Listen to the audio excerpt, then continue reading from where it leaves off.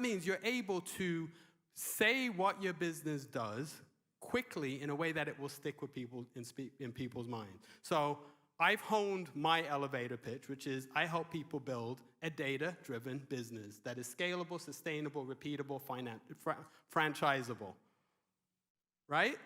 And then that should pique someone's interest. Then I have the conversation and sell to them. But what tends to happen is people start with a really solid statement, and then they just waffle on. And then I read people's body language. People are like, I got you at the first 30 seconds, and you're still talking. So this is my encouragement to everybody. Just make sure you have a solid elevator pitch. So now we're going to go into the next session. Could we have the slide up, please? All right, so that's me. And we have Danny, and we have Rikesh, and we have Michael.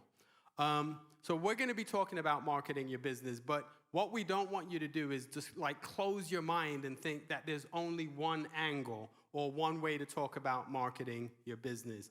What we'll do is we'll have a conversation with these gentlemen, and then we'll give you an opportunity to ask questions. And as I said, it's a question. So think about the question that you're going to ask, and then let us know who you want to ask that question. The first person I'm going to introduce to the stage is Michael. He'll tell you a little bit about himself. He represents Redwood Chambers, but he's so much more than that. I've known Michael for a few years, and I'm honored to have him here. And I remember one year Michael was here, and he was one of the people that was the first to come to the stage and talk about his business. So over to you, Michael. My name's Michael Pritchett. Been in business for sort of 35 years. I'm chair of Redwood Chamber of Commerce. But sort of running businesses started from sort of one man's band. I was virtually out of school. And it just sort of building a business up and getting to a certain stage. But it's really about finding ways to interact with people, to what they're looking for and what their problems are, really. If you can find someone's problem, we're the solution. And you try to sell them we're the solution. I think that's the big thing in business, really, or marketing, is everyone's got a problem. And if they haven't got a problem, you make them think they've got a problem. And we're the solution. Thank you, Michael. Now, the next person I'm going to invite to the stage, where's Rikesh? Okay. Rikesh, you can introduce yourself. But we're really happy to have a diverse set of people that are going to be talking about the different ways of marketing from different angles. Over to you, Rikesh.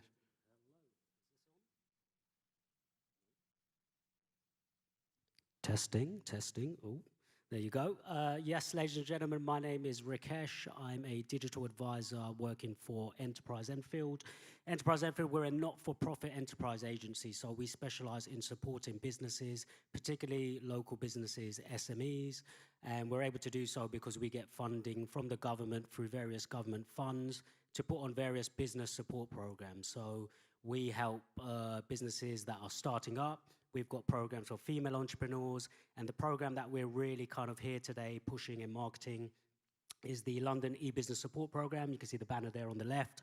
And as the name implies, it's about helping businesses with everything to do with your online marketing, the use of digital tools, optimizing what you're doing from a digital perspective. So whether that's optimizing your website, whether you want help with social media, whether you have an email marketing strategy or not, we kind of help you and guide you through that process. The support is 100% free. So if you are registered as a business and you trade in London and have been doing so for a minimum of a month, you can sign up to the program. The support is completely bespoke, depending on what your needs are, and it's delivered through a series of one-to-ones that you can have with a qualified expert digital advisor, as well as free webinars and training. So ladies and gentlemen, there you go. There you go.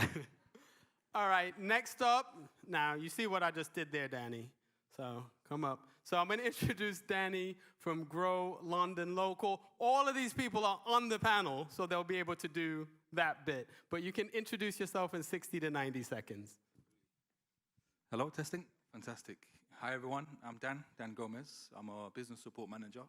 I myself come from a business consultancy background, very similar to our esteemed host, Anthony here. And I represent Grow London Local. So we're a social enterprise, very similar to Rikesh. We work with a lot of partners that are also funded by the UK government. And essentially what we do is we provide business support services to them via our providers. And that can cover a whole remit of different things. So it can be HR, PR, finance, accounting, logistics, import, export, you name it. We have a provision that we can help support you with. Thank you very much. Thank you. Thank you, thank you, thank you. I'm going to, again, ask everybody to sit within the first 4 rows. There's a reason for it. You're going to miss out if you're not in the first 4 rows. So please, we're going to put the spotlight on you if you are past the 4th row, because that's where the booby traps are. First 4 rows, first 4 rows, first 4 rows. Thank you, thank you, thank you. Trust me, I'm not being rude. There is a reason for it. So we're going to move into this panel. This panel, as I said, is about marketing your business. So we have organizations that are funded by the government as well as entrepreneurs. And I think that's important. And one of the things that I find, and I was talking to Dan about it earlier, and I'm just going to put this out there on behalf of Enterprise Enfield and also on behalf of Grow London Local. Like, that's my taxpayer money, right? So please, when you're engaging with these programs, make sure that you do something with all of the great training that you get from these programs. Because I personally, I work with people, and they jump from program to program to program to program to program, and then you're like, well, when are you going to start the business? All right? So use these tools. We live in a great country where these things are available. So definitely utilize them and make sure that you do something with the knowledge. Now, I'm going to play you two against each other, right? Because there's a similar profile. So what makes Grow London Local better than Enterprise Enfield e-business? Ooh la la, wow. I think let's step outside and This wasn't part of the program, guys. I've been set up here. well, what Rikesh offers is an amazing program. It's an e-support. So I'm assuming that it's everything that's the website, the digital development. So as an addendum to that, what Grow London Local does is it adds an additional element. So anything that Rikesh can't do, we can probably do. So, Well, I'm going in a bad way. Well, actually, we do everything. So Oh, we're just here promoting the e-business program, but we have qualified business advisors. So if you're starting up and you need help with the legalities, you need help with finding finance, etc., we've got all the bases covered, my friend. Don't you worry about that. But we're just here today to speak specifically about e-business because, especially since COVID, unfortunately, we saw a lot of small businesses and the small business owners, unfortunately, they had to close down.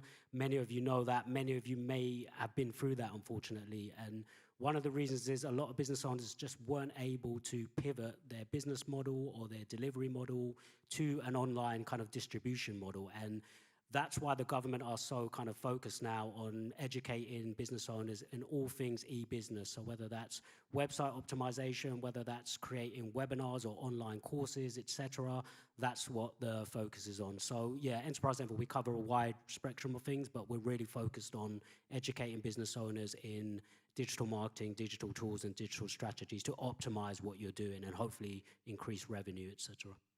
fantastic. And I'm pretty sure I can say the same for us, that we probably have mentors, coaches. We also do upskilling classes, workshops. We do the whole remit. We've got a whole bunch of webinars and seminars. And you? No, we're local Redbridge Chamber. We help local businesses. We use these guys to help. They have the different courses, different seminars, different help, and we use them. So, so with that said, because I've always been familiar with chambers of commerce, et cetera. So what does Redbridge Chamber of Commerce offer, and what would be something that would be appealing to people that are here? I think the main thing is it's local, so we're not talking about something in Manchester and so on. And also we are people who've been in business as well, so certain things that come up, we have the genuine experience, the genuine know-how to hopefully navigate through those things. Also, local meetings, and you're meeting people as well. It's not just the people on the board. You're meeting lots of people. Anthony, for argument's sake, we met you through the chamber, really. So that connects to different things. So we're building our network up, and we're building that locally. Excellent. So with the e-business, now one of the things that I've found is that people use the whole thing of digital marketing. It's kind of a really broad thing that seems to encompass a lot of different things. What would you say are the key areas within it that you guys, I know you do a lot, probably, anyway. I know that you guys do a lot, but what are some of the key things and some of the feedback that you get from people that have been through the program? To be honest, it completely depends on the individual that we're speaking with. So when you say e-business or digital, it can mean a whole bunch of different things. Most businesses have a need for increasing their presence online. So that's one of the key things. They've got a website and nobody's finding them, or they've just created a new product, a new brand, they've got a course, and it's just about marketing it. And it's a lot of business owners have a good understanding of the fact that, okay, I need a website, I need to get that out there, I need to be on some sort of social media channel, Facebook, for example, and I should be doing some sort of email marketing.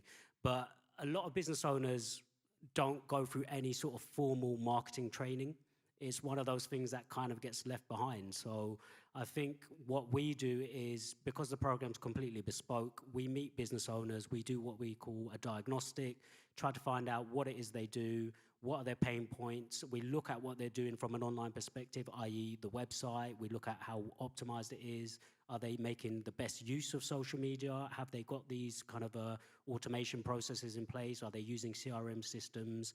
Are they using email marketing effectively? So the support that we offer depends on the problems that the business owner has, and it's typically an acquisition problem. So I've got a website, I've got a brand, I've got this shop on Shopify, I can't find customers. So we kind of help them, okay, here's how you find customers, whether it's organically via SEO, or whether you're using paid methods like Google Ads, Facebook Ads, etc., to find customers. Or it may be retention problem. So they've got customers and they've managed to get people to pay for their products or services, and then they don't get any repeat business. So how can you utilize things like email marketing, social media, and even kind of SMS marketing, and even offline marketing some ways? How can you integrate that as part of your retention strategy? So the support that we offer varies, and the problems are typically, how do I find more customers, and how do people find out more about me? How do I get my brand out there? And once I've got customers, how do I convert them, and how do I keep hold of them?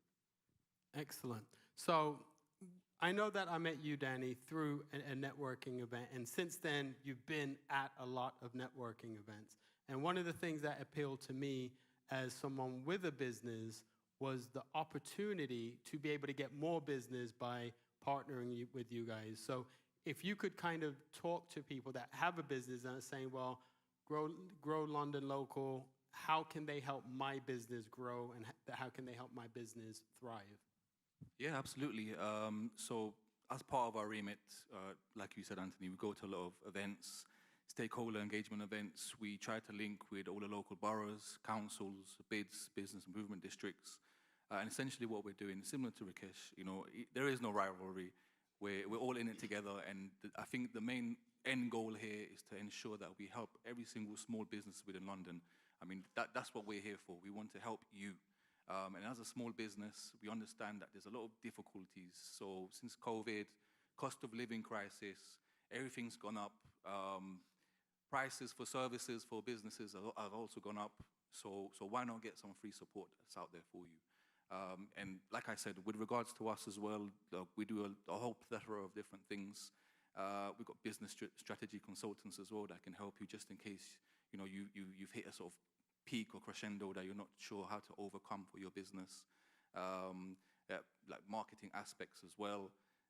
We've got HR specialists, just in case you're looking to recruit new people for the business. If you're looking for an apprentice, for example, apprentice is really good as well because it's low costs. You can have an apprentice, teach them the skills that they're looking to learn for their future careers, and then that can help your business and help alleviate some of the admin that you have to do for your business. So that's just a few minor things, tip of the iceberg from what we can offer. Excellent. And you mentioned something about the apprentices, and I will say that as someone who like just completely ruled that out as something that I would ever think of or consider, during COVID, they had the Kickstart program. And that was they gave businesses the ability to be able to hire someone that was not working, and the government would pay their salary up to a certain point. So as a business owner, they would give us, like, I think it was £900 to bring someone on. Then we would pay the person's salary, and then for all intents and purposes, the government would reimburse us. Now, I'm saying this for a couple of reasons. Number one, I'm saying this because what I realized is if you don't have a business system and if you don't have your systems documented, all of the support that you're being offered here, quite often you're not even able to utilize it. Now, fortunately, because I am who I am and I do what I do, I was able to put some systems in place, document some systems. We took on probably about 15 Kickstarters.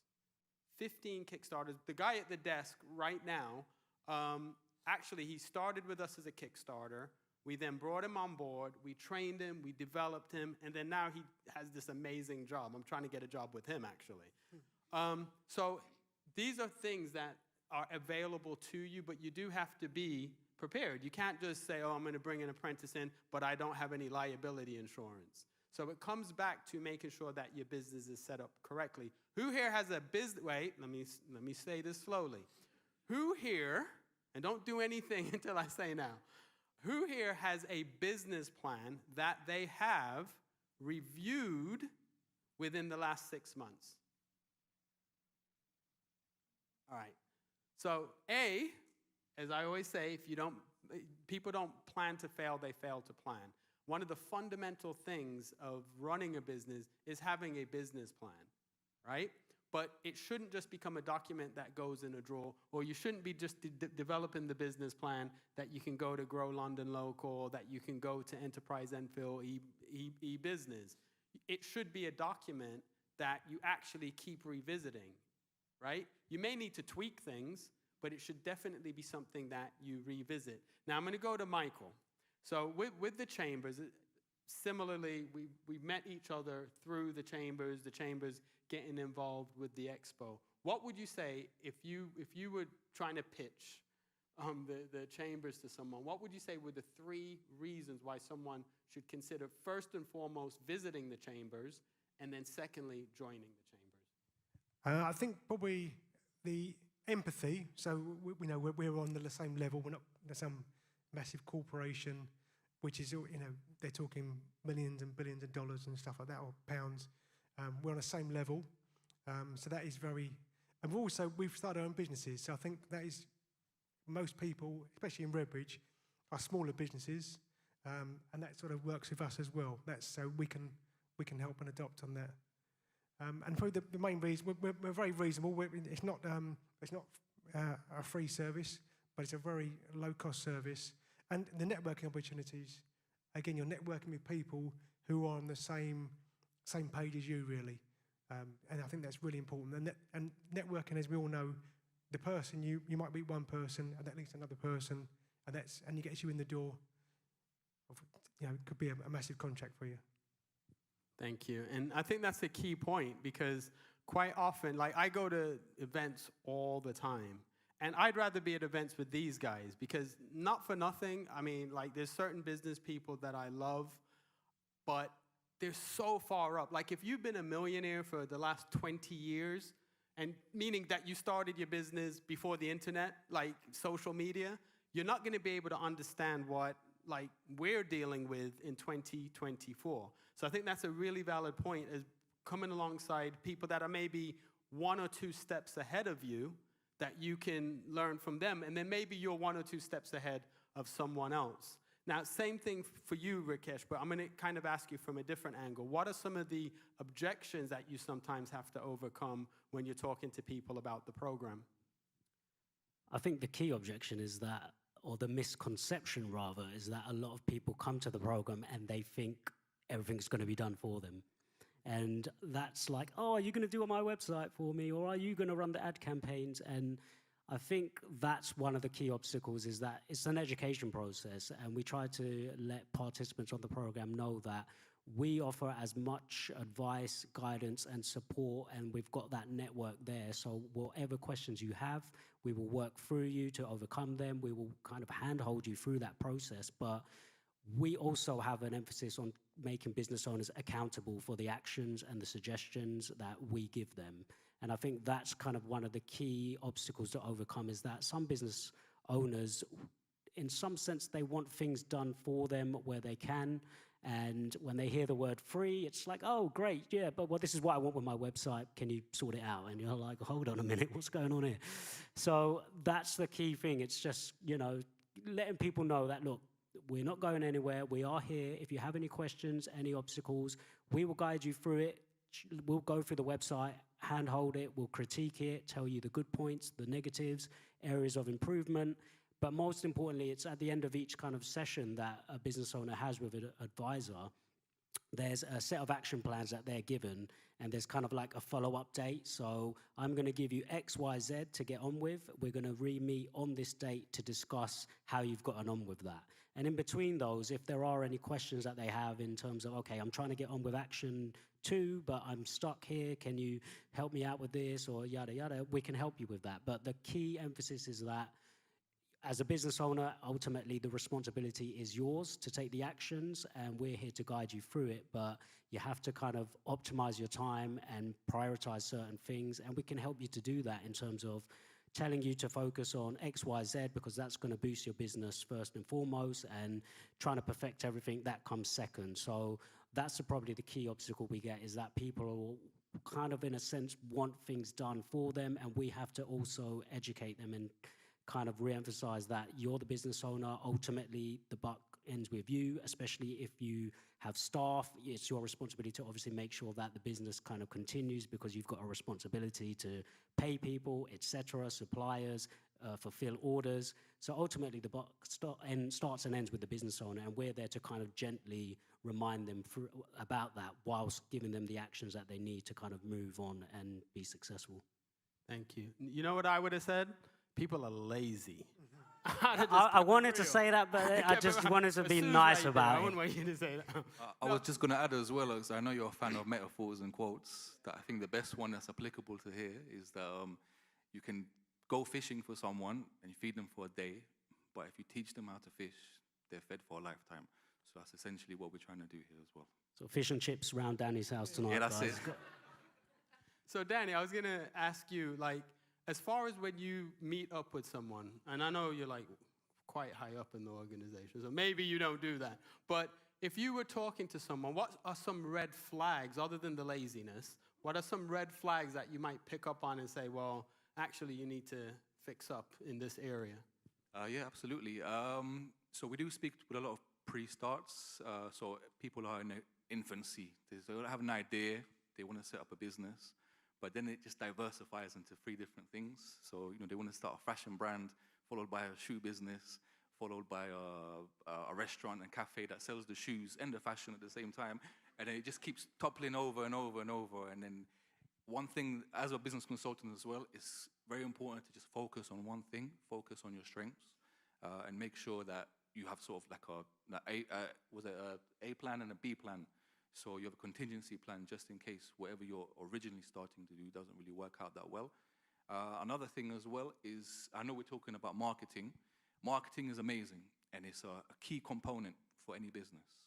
However, there is only one caveat, and I hate to be the bearer of bad news, but sometimes you need to make sure your business is organized and is prepared for the marketing. Because there are instances where you'll market your business, all of a sudden you'll get a huge sales funnel of hundreds, thousands of clients, and then you don't know what to do. You don't have enough stock, you don't have the suppliers don't have enough materials for you, etc., etc., and then you're just stuck. So be diligent with your marketing as well. Make sure you do it step by step, that it goes along with your business and your marketing plan, your strategic plan, and your accounting forecasts. Excellent. So all of that comes in from having a business plan. So you need something to measure it against. We're going to go into a time of Q&A. So in this session, This young lady was the first to raise her hand. You'll ask a question and let us know who you're asking that question to. That young lady was first. Thank you so much. Really great presentation, guys. So my question is for Ritesh. So specifically for myself, I'm currently having my website built. And I think what you were saying is really helpful in terms of when to integrate a lot of these kind of practices and processes. Should I be looking at getting this kind of advice at the beginning rather than having to retrospectively go back and start looking at these things? I think sometimes the best thing is just to start, because if you try to be too perfect, you just basically procrastinate, and you're trying to get everything from your logo correct to every single word on the website. I think if you've made a start, that's actually very valuable, because you've got data. And the best thing about anything that you do online is that it leaves a digital footprint and a digital trail in the form of data. And when you analyze that data, you get actionable insights. So if you've created a website and you've put it up there and you're not too sure about how to approach it, or why people aren't visiting the website, or why it's not ranking, you can kind of use the data and the insights to work backwards. If you're kind of thinking about launching the website but you're not too ready, then absolutely you've got nothing to lose by gaining some sort of advice or kind of guidance into, okay, I'm ready to kind of launch. What should I do beforehand? Can you critique this? And that's where kind of the programs that Enterprise Enfield run, Danny at Grow London, we do that sort of thing. So if you're not yet ready to launch and you're kind of hesitant because you want to make sure everything's perfect, then absolutely you're in a great position to get somebody to look at that beforehand, critique it before you launch it. But if you have launched as well and it's not perfect, there's nothing wrong with that, because there's no such thing as failure. It's just feedback. If you read what's gone wrong, why is it not working, you can always tweak it. And that's the thing. People are forgiven. If you're starting a business, most people probably don't know about you yet. So any mistakes that you make, it doesn't really matter, let's be honest. Like, you can change your brand or your logo 3 months, 6 months into trading, and you might think, oh, I don't want to do that because I've created this amazing brand and people love me. And most people won't really care. And I'll say that in the nicest possible way. Unless you've built up a huge audience, then there's probably strategic ways to go about a rebranding process. But realistically, if you've just started a business and you think, actually, we should have done this or we should have done that, now it's too late. I've got all my Facebook page and social media accounts are set up under this particular handle. It's never too late to change it, because ultimately, if you're continuing to serve the right people in the right way and you're continuing to provide value, that's what your target market really care about. So I would just say, just start, and if you've made mistakes, you can always go back and change it. It's not the end of the world. And if you're not yet started and you want someone to kind of look at it, then absolutely, that's a great thing to do. That's a great point, and I love how you unpacked it. Because that's why I've kind of landed in a place.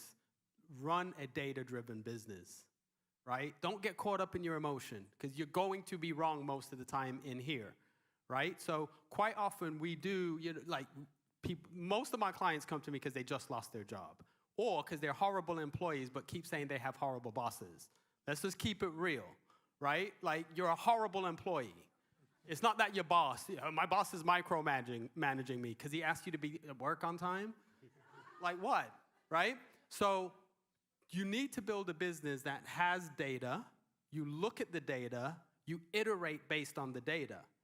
Right? So the data is always informing you. So I love everything that you said in that is really good, but that is the hard part, because we think people care, right? Like, we think people actually care about us, and they don't, right? So when you're adding value to a person, they care about the value that you're adding to them. When you're doing it at a price point that it meets what they want to spend, they care about that. But ultimately, you're not trying to gain friends. And if you approach it in a way that I'm going to look at the data, as long as this thing is working and I'm getting the return that I want, I'll keep doing it. The moment it doesn't, and I've iterated as much as I can, I will stop. That's where we need to be. Next question, please. By the way, there's a stand downstairs called Creative Content, and she gives a free evaluation of your website and helps you improve the content of your website. So check that stand out. My question is for you, Anthony. You mentioned at the beginning of COVID-19 that there was a Kickstarter program that you accessed. Are those Kickstarter programs still available and accessible? No, they finished. Okay. All right. Definitely not. Okay. These sort of programs they've got now, they're not really funded in the same way, unfortunately. They were very good. Yeah, so there's no Kickstarters, but there are apprenticeship schemes. The government loves giving out our money. Let's keep it real, right? They love giving out our money. So there's always going to be programs if you're looking for them, but most businesses aren't ready, which is why they need to go through these programs to set themselves up, because otherwise you're going to be bringing someone into a mess. And if your business structure isn't solid enough and if it isn't systematized, you're not going to have the time to train the person. Like if you don't have an onboarding process, if you don't have systems that you can kind of say, all right, log in here, read this, do this test, and at the end of that, we'll go over it, videos. You have to do the work. But once you've done the work and they'll help you get everything set up, then you can actually utilize these programs. Even another thing we were doing is we were doing work experience. Right? So we were bringing young people. I'm super passionate about this. I set this up at Lloyd's. I set this up at HSBC. Set it up at Citibank. Every bank that I've worked for, I'll set up a program to do work experience with young people. But I treat those young people the way I'd want someone to treat my child, my niece, my nephew. They're not shredding stuff. Like that's not what they're doing. They're doing actual valuable things, and I give them a hard time. I tell them, if you're late on the first day, don't come back. I tell them, if you're not wearing or dressed appropriately, don't show up, right? Because I engage with them the way that I would engage with someone if they were coming to my bank to look for a job, right? So I say all of that to say this. You need to utilize these programs that you can be set up to utilize the other programs that are available. Next question. All right, thank you so much for all the panelists over there. My name is John. My question is two in one. The first one is for startups trying to build up. Anthony said something, and I'll go from that angle. He said most times we all go from one networking, one event. What advice do you have for that? And secondly, most of all these platforms that you guys belong to, one of the key things you say is you must be a registered business. For startups that are not registered, are there any support for them? Thank you. Yep, go. I'll answer the first thing, and I think the main thing in business, people are waiting for the perfect time. They wait, I'll wait for this time, wait for this month, wait for this system to be in place. Just start it, just do it, and work on it. You still have to work with these guys and build it, but don't wait for the perfect time, because that perfect time will never come.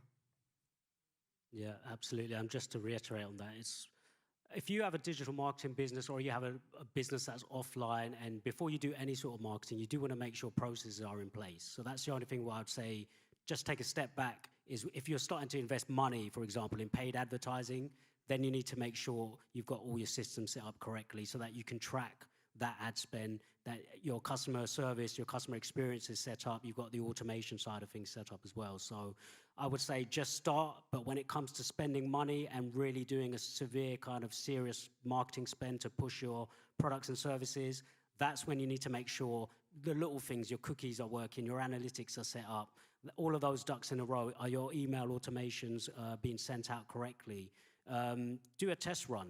I spoke to a business the other day, and she was just about to start pumping a lot of money into paid advertising. And I said, have you done a test run? Because it was a brand new website, new payment system, new kind of email marketing system. I said, log onto your website from a different IP address, for example, make a purchase, go through that sales funnel process and monitor any kind of flaws, what's good, what's not good. Was it a flawless payment process? Did you get the order confirmation? Did it end up in your spam box, for example?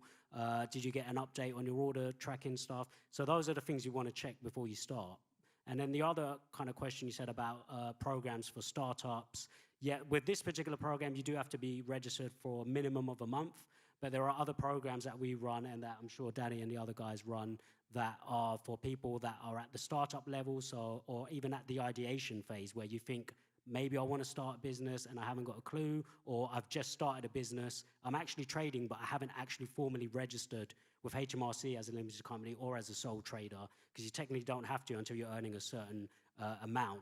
So there are programs out there for people at all levels. So you just have to do a research, because as Anthony said, in this country, to be honest, we are very lucky that the government does put a lot of money into supporting entrepreneurs and kind of boosting the economy, because they know that entrepreneurs and business owners are kind of the backbone of this economy, really. So there's a lot of support out there, whether you're pre-startup, startup, or you're an established business and you want to optimize and grow what you're doing. Loads of support out there in the UK.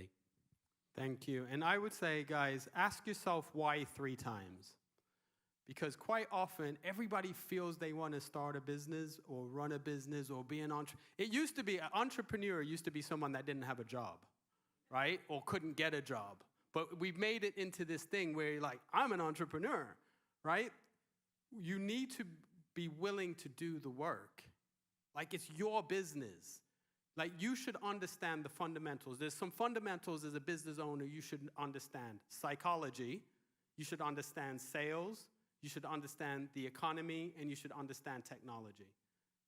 That's your job. Like, I get so, I don't care anymore. Like, I just, whatever. I've learned from TJ, right? I just say whatever, right? I'm so sick of, like, coaches and presenters showing up at events, and they plug their laptop in, something goes wrong, they're like, I'm not technical. Can someone come and do this? This is your job. These are the tools of your trade. You should understand how to troubleshoot in the moment, if this is what you do every day, right? So if you're starting a business, you should understand how to do your books. I'm definitely not saying do it yourself. I'm just saying understand the fundamentals of your business and be ready to grind. Be ready to do the work, because the people that are being successful, you're seeing, and someone used the phrase earlier, you're seeing the tip of the iceberg. You're not seeing all the stuff that went into that. So I would say, ask yourself, why do I want to start a business? Well, because I want to work for myself and my boss sucks. Well, why do you want to work for yourself, and does your boss really suck? Well, actually, he doesn't suck, but I do want to work for myself. And then ask yourself the why, because quite often when I work with people and I crunch the numbers and look at all the time, they might as well have gone and got a job at McDonald's, because they're not pricing their products right, or they're not leveraging technology, or they're not going to these programs and learning how to do it properly. So they're just spinning their wheels, but they feel good because they have a nice logo and they know how to use Canva, and then they go on Facebook and they put it on there and they're feeling good about themselves. That's not how you run a business. You've got to get the fundamentals right. We're going to take one more question. One more question.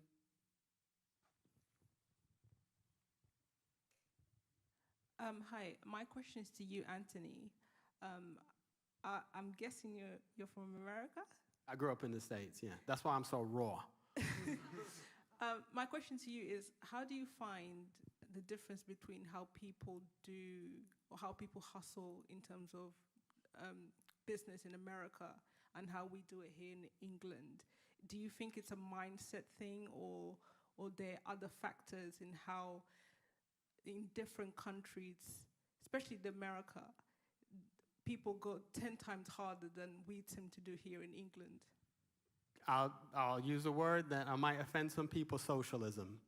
In America, you don't work, you don't eat, right? Here, there's all these programs, and people don't value free, right? Like, you know how much it is to get a college degree in the States? Like, basic, $19,000. Like, people here talking about, oh, I have to spend 2,500 pounds.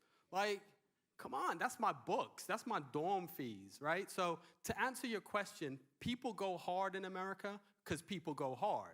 And if you're not going hard, you're not going to be able to compete. Whereas here, as I said, you can go from program to program, get a grant, get a business up and running, look like you're doing something, and you're not. But I will say this, and I didn't really want to answer too many questions, but I will say this: COVID was the best thing that happened to some businesses, because some businesses were being successful in spite of themselves, just because people had money and would spend money with them. But what COVID did is it changed the game where people didn't have as much money to spend.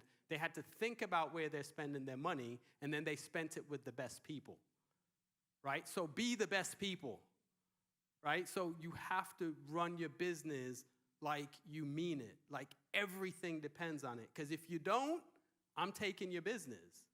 Because that's how I run my business. That's how I do things. Now, I'm going to ask Danny a question, all right? So we've said a lot about the programs, and I just said the thing about socialism. But what are some of the what are some of the wins that you've had over the last couple of months as far as, you know, having a new client come in and then seeing them become successful? Yeah, absolutely. I gave a perfect example earlier today to someone. We helped a CIC, so the Community Foundation for Young Children. Essentially, this individual, his name was Brian, a really amazing guy, and he was helping kids in Croydon come off the streets, learn employability skills, and he was struggling with organizing the business. He was doing everything himself. It was all on paper. It was all over the place. It was organized chaos. He didn't know what to do. He didn't know what strategy to implement next. So I had a consultation with him. We discussed his business, what he does, how he does it, what his end goal is. And then I introduced him to one of our brand and business strategic consultants, who he still talks to this day. And so far, he's gained a lot of traction through social media. He's gained a lot of traction through his website. And also, he's got the attention of Croydon Council. And now he's eligible for certain funds and certain community loans and grants. So he's doing really well for himself. So that's just the kind of thing we do. I'd also like to address the question from the gentleman with the Community Foundation as well. With regards to pre-starts, we've just recently launched a new initiative where we're discussing pre-start ideas at the conceptual phase. So you can come to us, we'll decide the viability of your business, essentially. And if we do think it's viable, then we'll be happy to do what we call a pre-start pack. And that pre-start pack has all the relevant information you need for building a business case, a business plan, a strategic plan, a financial forecast, as well as in-depth detail on how to go to HMRC, form your company, or register yourself as a self-employed trader. So just to let you know, that possibility is there with us. Excellent. So the idea is all three of these organizations are downstairs. You're here today. You took a Saturday away from your family where you could be doing something else. You'll never get this time back. So make sure you visit all three of them, have the conversation, find out what works best for you and your organization, and don't just take it for granted. Like, these things are really precious, and we are so blessed to be in a country where these things are available to us. So if we could just give our panelists a round of applause as they leave the stage. I'd just like to add quickly, my colleague is over here, Brandon. Just in case you don't have time to talk to him, he has loads of leaflets. There's a QR code on it. If you scan the QR code, it's a little form, just add your details. One of our business support managers can contact you directly and discuss your business and get you the support you need. Thank you very much, everyone. Thank you. Thank you, thank you, thank you. So it is now 3:15. All right, so the last session is starting at 3:30.